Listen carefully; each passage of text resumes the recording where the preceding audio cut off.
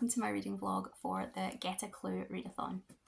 The Get A Clue Readathon is going to run through the entirety of February, and the prompts will be dropping on a kind of as and when basis, and we have to try and keep up if we want to keep up with moving through the game board rooms and investigating the crime.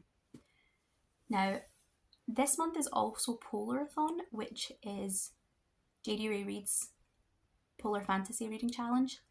It usually runs for a single week in February, but this year she's travelling, so she's going to make it run for the entire month. I wasn't planning on taking part this year because I don't think I have a lot of polar fantasy on my TBR, and I didn't really fancy trying to fit everything that I do have onto 1 week when Get A Clue is running throughout. But because of the change the way Polarathon's running this year, I've now decided that I'm going to try and fit in some polar fantasy onto the additional spinner prompts. Now, I've actually already had my first DNF for this month's reading, and it's not even February yet.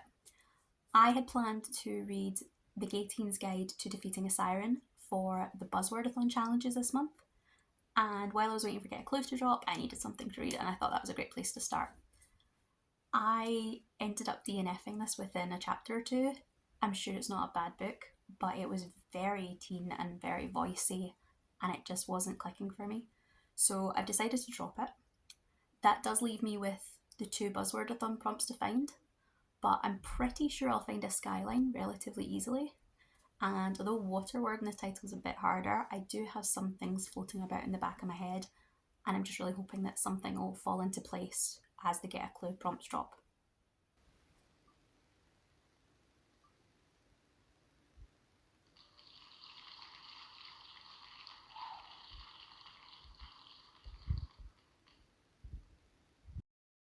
So the Get A Clue Readathon started, and although it had started, the first room hadn't actually opened, so we didn't know the official prompt. But what we were allowed to do was spin the spinner wheel and get a prompt that we can use as an extra. So my spinner wheel prompt was to read a book with a food on the cover, and this was perfect for me. This was just a really nice, easy one to start with, because I have lots and lots of cozy mysteries on my TBR, and most of them have some kind of food on the cover in the illustration, and some of them are even specifically food themed, so have lots and lots of food on the cover. I already had one in mind for this month. I wanted to read a Golden Girls mystery, Murder by Cheesecake, and this one has a big slice of cheesecake right on the cover, so it was the absolute perfect fit and a really nice way to make me feel like I had a kind of early start on the readathon. Then a couple of hours later, the first room opened and we all entered the lounge. The lounge's prompt was to read a book with a positive or comforting adjective in the title. So there was a kind of double layer to this, and I really struggled to find anything on my TBR that fit both parts of the challenge. Eventually I realised I had an arc on my Kindle that was a happy beginning, and I decided to read that. However, that was my second DNF of the day. It's a urban fantasy, fae, human, male, paranormal romance with a secondary world political element. And I really thought that the politics in the secondary world would be like right up my alley, and the New Orleans setting in the human world would be really interesting. So I thought this one was going to be an absolute winner for me. But I apparently don't get on brilliantly with the fated mates trope, and I need more yearning and more slow burn in my romances, because this one I just felt everything was happening too fast. I wasn't connecting to the characters, I wasn't enjoying watching them get together. So I did read a few chapters of it, and then I had this big internal debate over whether to keep reading it to make sure that I could finish the room in time for the next prompt dropping, or whether to switch to something else and hope that I could catch up, because I would be more motivated if I was enjoying the book I was reading. So eventually I managed to find something that still worked for the challenge, and I did decide to switch. So I'm currently reading My Darling Dreadful Thing by Johanna van Veen. Luckily, this was kind of percolating in my head already, because I had just filmed my Buzzwordathon 2025 reading challenge TBR, and there was a prompt for, I think it was March, that was to read a book with thing in the title, and this is the one I picked. So I'll be reading this one slightly out of order, means I'm reading Buzzwords March this month, but that's fine.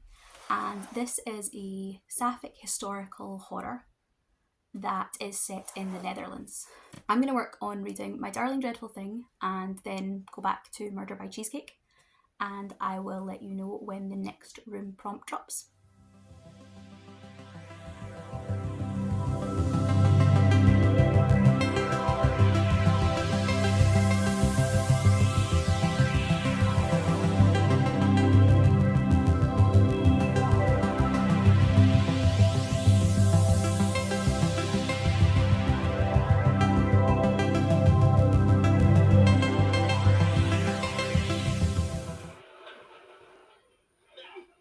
Hi, it's Sunday night and it's just a really quick update for you. I have finished My Darling Dreadful Thing and I really enjoyed it. It wasn't what I expected, but it was a really good book and I think I gave it a 4-star. I have also finished the by Cheesecake, A Golden Girls Mystery, which I thought was just, if you like the Golden Girls, this is a perfect book. Like it's so close to being an episode of the TV series. I really enjoyed it. And so I finished those two and I debated long and hard about whether or not to run the spinner wheel and to get another prompt, or whether to just wait for the room announcement to come and to maybe spend a bit more time working on my audiobook of The Tale of the Body Thief.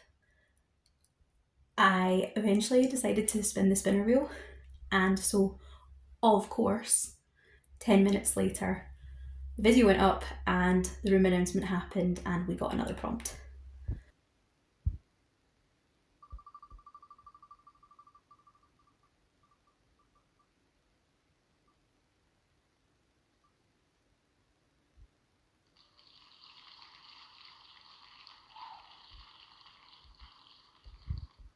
So for the spinner wheel prompt, I am going to stick with what I got, which was to read Snowblooded. It's a book with a busy cover and I thought this had lots of different elements on it, so it should count. The nice little perk on this one is that I'm deciding that I consider snow to be a water word, and therefore this will also fit for that missing Buzzwordathon prompt that I had when I DNF'd the last book. Snowblooded will also count for Polarathon, so once I finish it, that is my first donation to Polar Bears International sorted. The prompt that came through from the readathon is The Conservatory, and the prompt is to read a book that has glass on the cover. So it also had to fit a certain page range that was our team's reading challenge. I'm on Team Peacock and so few options available to me. But eventually I found a book that I had bought at Rare back over the summer, which is the romance convention in Edinburgh. And it was by an indie author. I met the author, I loved the idea of the book, picked it up. It's a male-male fake dating romance, although having read it, it's not actually the male-male couple that is fake dating, it's he falls for her brother type of story. And it's my third DNF of the month and we're only 2 days in. It just wasn't working for me and I didn't fancy slogging through it. So I went back to my Goodreads TBR, I scrolled frantically, I zoomed in on things, and eventually I found a book that I have been quite excited to get to. I read the first book in this series last year. I had found the book just in a charity sale and I really wasn't bothered about buying it, but then I decided to do a clear out and I picked it up specifically just to kind of get rid of it, and I ended up really enjoying it, which that one was called The Three Dahlias, and I think the author is Katie Watson. So the sequel is called A Lively Murder and it is available in my library. I don't have it on me. So before work tomorrow, I am going to go to the library and hope that it's still on the shelf. And if I can pick up A Lively Murder, that is what I'm going to use to replace Tailor Made for Me for the conservatory prompt. If I can't get A Lively Murder, if it's not actually there, Then I think Lightfall is on my shelf. It's not on my Goodreads yet because I only bought it last weekend, but I think it might fit the challenge. I'm not 100% sure if it will fit the page count, but I can check that out if the library don't have the one I want.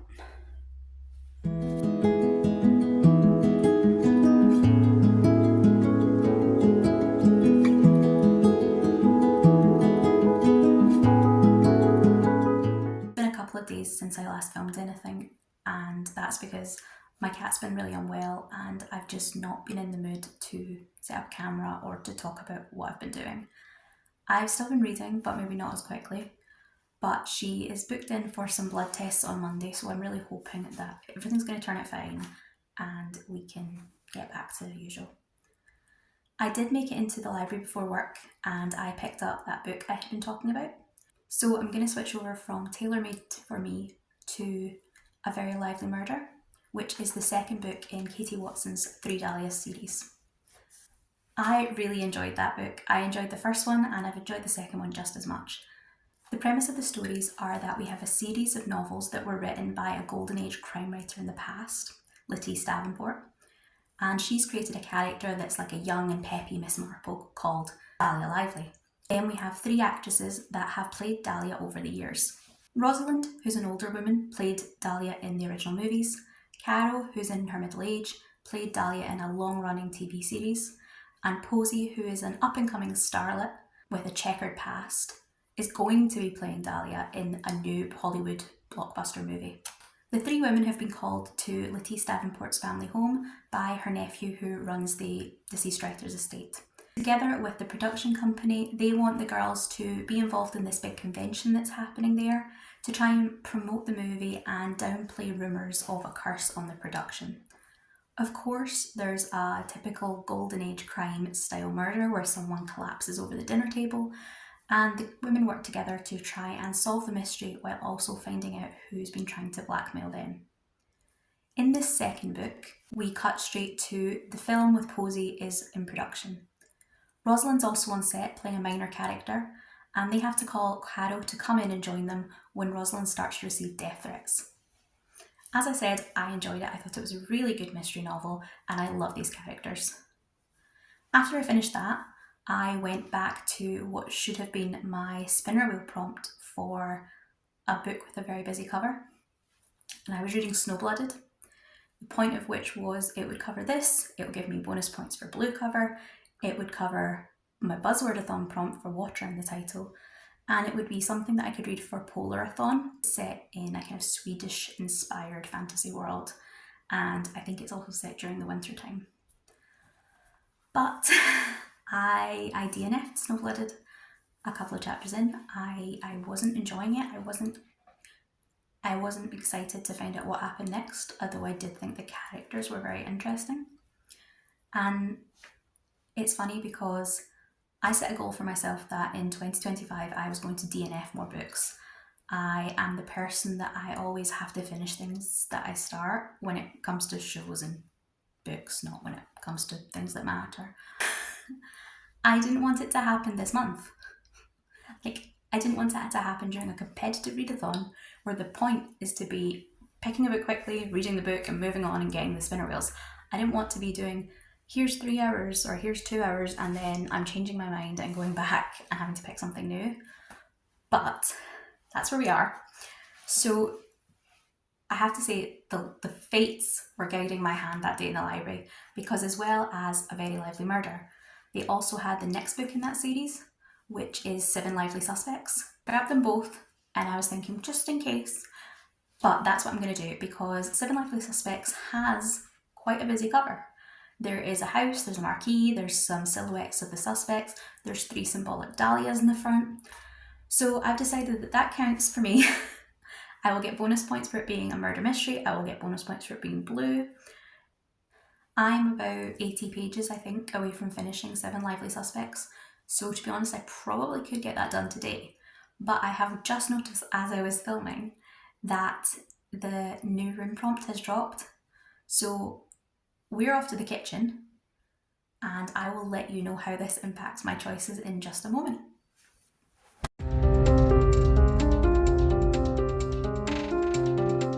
So we went into the kitchen next, and the prompt we got was to read a book with a pattern on the cover. Now, Rainie's done an amazing job of coming up with these prompts, because every time one drops, I think, that's quite broad, there's lots you can do with it. And then I really struggled to find a book, and this was no different. I briefly, I will admit, looked at the fourth Dahlia's book just to see if there was some curtains somewhere or if there was something I could use to argue that there was a pattern on it, but there wasn't, which is fine. So I then was thinking about reading A Curious Beginning, which my library I spotted the other day had on the shelf. I've been seeing this book series everywhere at the moment, and I don't know how many books are in the series, but I know the library has the first one. So I was tempted by that because there's little butterflies scattered across the cover that I thought you could probably argue were a pattern. I will be reading Little Thieves by Margaret Owen. This is on my TBR for this month anyway. It's the one book I really do need to get to because it is the Little Thieves Readathon, and this is obviously the first book for the first month. So I'm going to finish my Dahlia's book because there's not much left in it, and then I'll move on to Little Thieves and hopefully get those both submitted.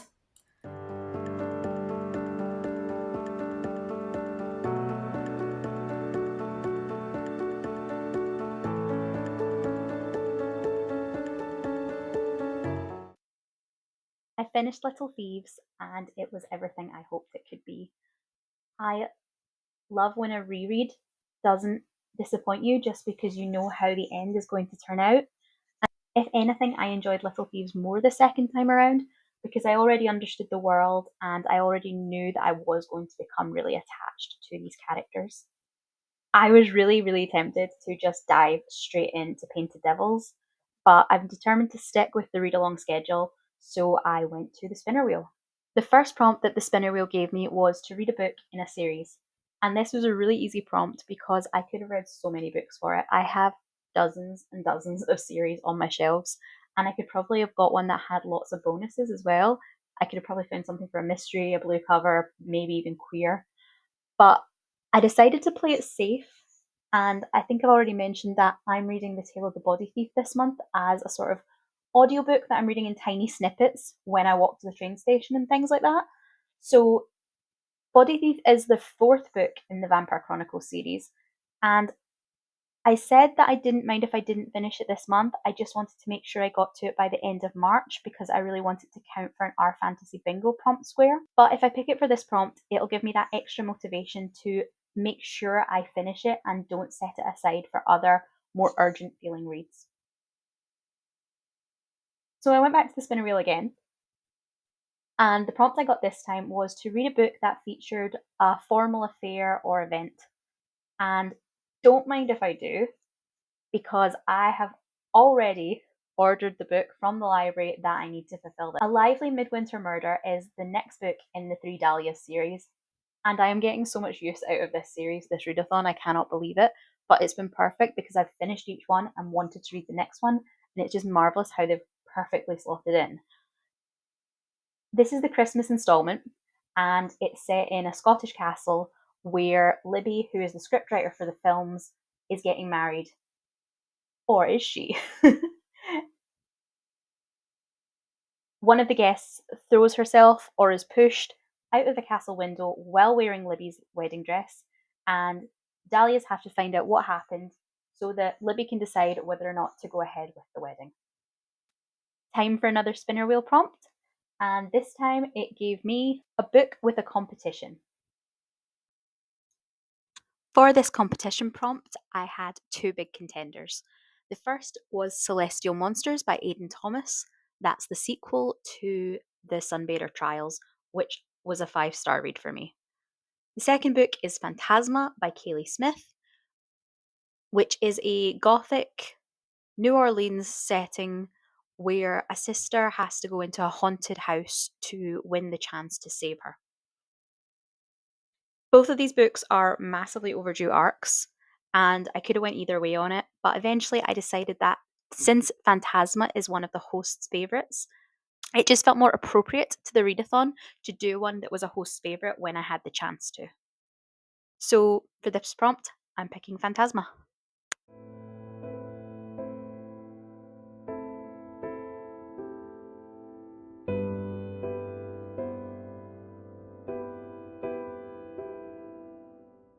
We're going from the kitchen to the ballroom, and the prompt is to read a book that is elegant.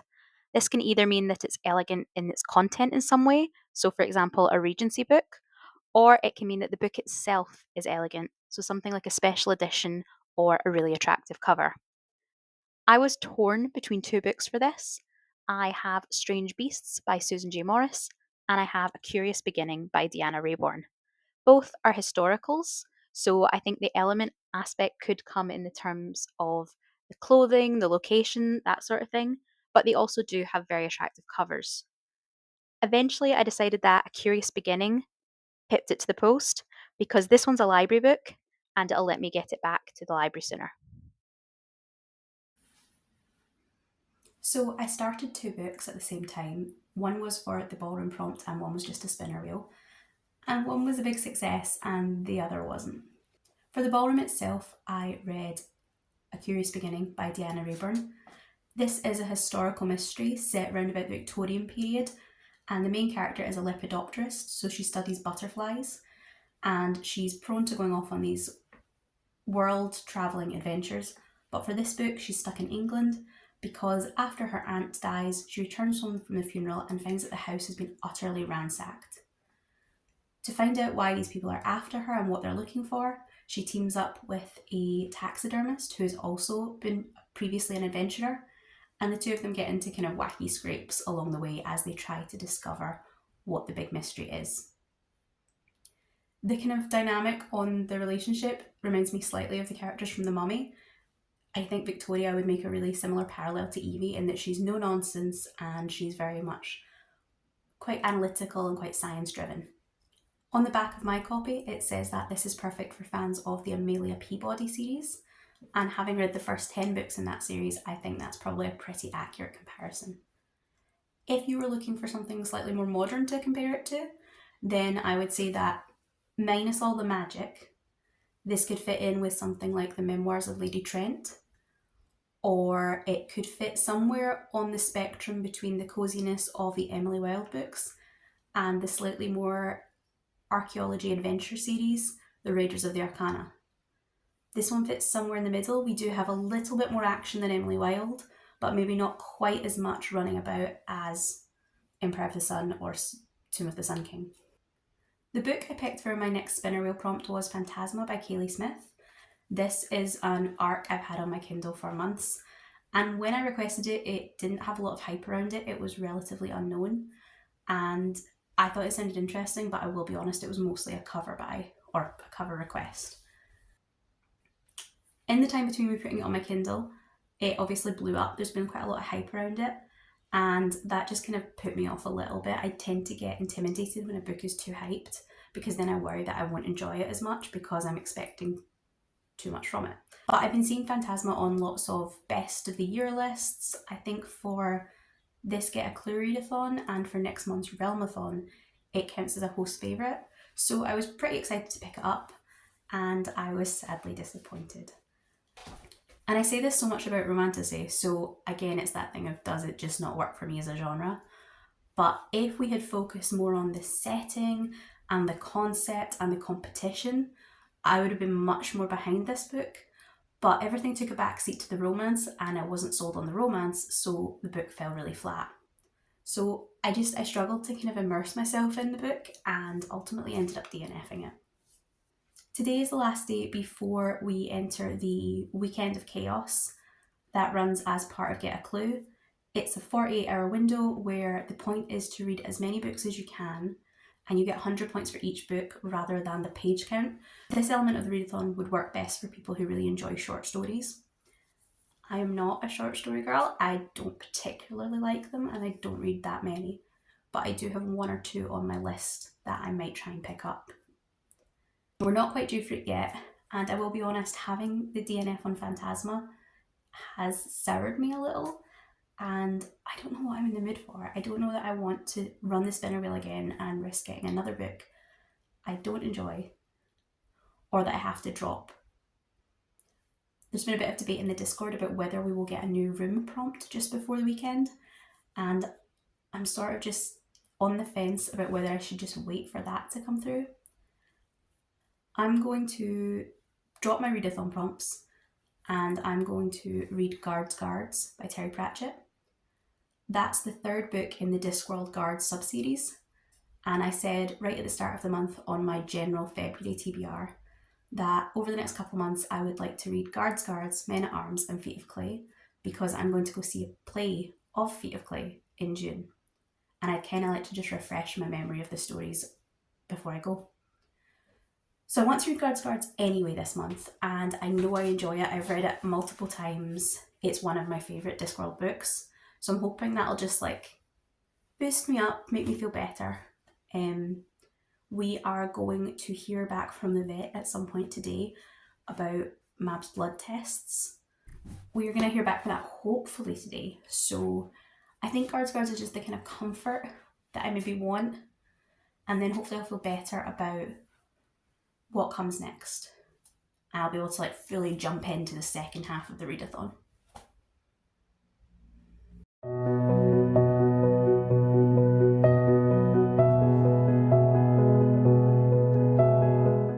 It's Friday night and I have to say I'm in a much better mood than I was earlier. First off, we heard from the vet and Mab's blood tests came back. Even though it's not an all clear, it's also not one of the big bads that I was worried about. So she has hyperthyroidism and they can put her on a daily medication that should help manage that. So hopefully she'll feel better soon and I will be able to relax a little more. The room prompt dropped just before the 48-hour readathon started. The room is the dining room and the prompt is to read a book with family or a group of friends that function as a found family. And Guards fits perfectly because this is about the City Watch, who are generally thought to be a bit useless. And you have Captain Vimes, his subordinates, Nobby and Colon, who he's worked with for decades, and the new recruit, Captain Carrot, who's very eager and rule-abiding. When a dragon starts to attack the city, the four guards have to kind of come together and become useful. It's one of my favourite Discworld books. I started it this morning. I'll be finished it by tomorrow evening. So alongside Guards, I would like to fit in some of the small reads for the 48-hour readathon. I don't have a lot because I'm not a big fan of short reads, but I do have one physical book. Then I have 4 short stories on my Kindle that I either got through Stuff Your Kindle Day or I think through the author's social media. Finally, the other book that I might try and get to this weekend is Imagos by N.R. Walker. I have this as an audiobook through Everand and I think it's about 3 hours, so that should be quite easy to listen to as I'm going about various things in the house.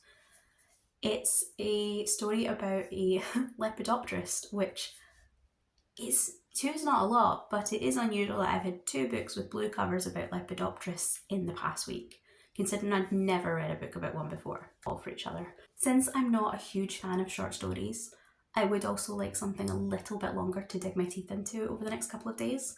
So I'm getting over my fear of the spinner wheel and I'm going to spin it again and see what I get. I'll work on the short stories and whatever book it is and finish up Guards kind of in a mishmash over the next few days.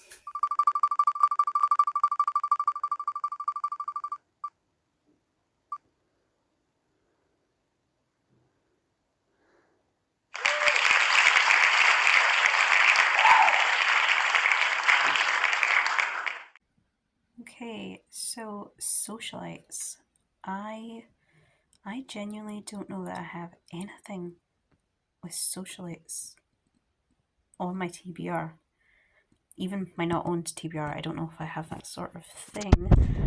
I mean, my first thought is something by Taylor Jenkins Reid, and I suppose I could get those out of the library because I think most of her books would count, and there's probably at least one in the library if I'm not too picky about it.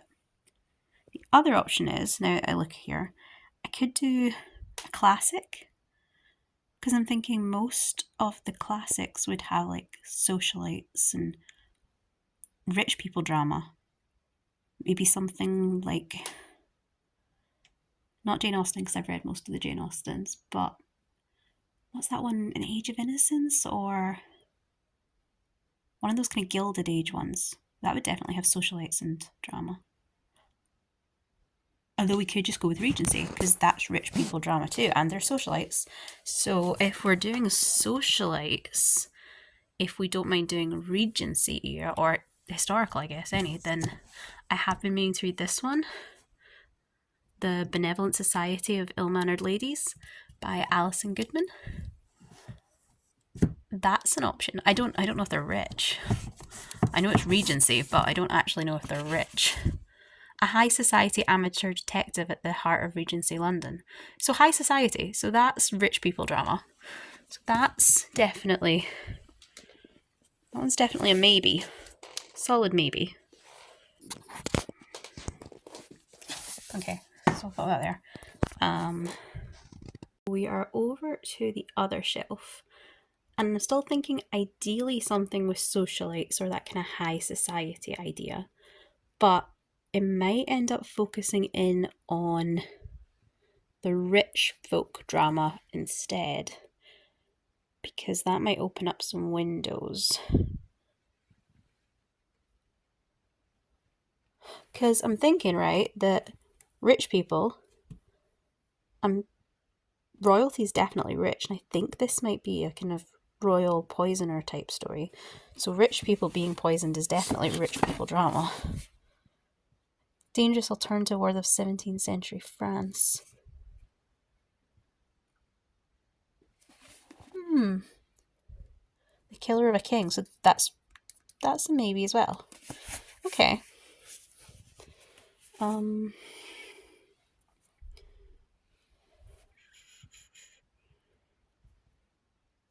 Nothing on that shelf.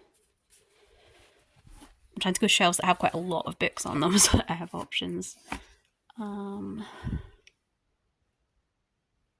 Orphans, probably not rich people drama.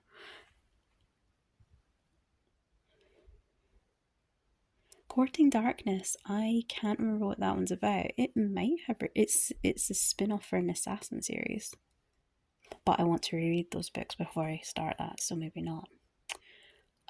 Oh, what about? Sorry, Harley Quinn, move out of the way. Phyllis Whitney usually writes kind of, I don't know, rich people, like kind of upper middle class people. Probably closer to socialites than anything else. Marriage would last forever. The family estate at Hightowers. Where his twin sisters possessed her brother. Oh my god, there's incest or something like. I love the Phyllis Whitney books because they're so kind of ridiculously over the top gothic thrillers, and they're always billed as like romantic thriller, but the romance is a really, really minor part of them because the romances I'm never sold on. But I love the drama of the whole thing, and her settings are incredible. Like, every book tends to have like a different location, and the location's always so vivid. I might go for this one. I don't know that, maybe not socialites, but if they've got a family estate and incestuous drama going on, that definitely fits the rich people drama one. Okay, so these are the final three choices. We have The Benevolent Society of Ill-Mannered Ladies, which is Regency and some kind of mystery. An Affair of Poisons, which I think might be YA, and is something to do with royalty and obviously a poisoner. And then we have The Winter People by Phyllis Whitney, which is a kind of gothic, probably a romantic thriller maybe. I'm going to be honest, I am leaning towards The Whitney, purely because I'm now like the drama of it all. Plus it has a blue cover, which I hadn't really realised. It's very, very dark blue, but looking at it through the screen it looks more blue than I thought. This, would we call that blue? I think that's more teal. And seeing it next to other blue things, I think it's more greeny teal than a bluey teal. So yeah, maybe. That would get you mystery points. This I don't think would. This might, although I need to read it to find out. None of them, as far as I know, are LGBT or BIPOC. I think I'm going to go with The Winter People by Phyllis Whitney.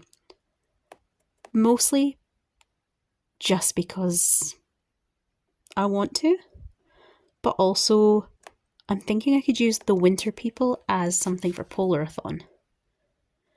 I don't think it has anything to do with winter or snow or anything polar themed, but it's as close to fitting as I might get considering my TBR so far. Yeah, for the prompt, rich people drama / socialites, I'm going to go with The Winter People by Phyllis Whitney.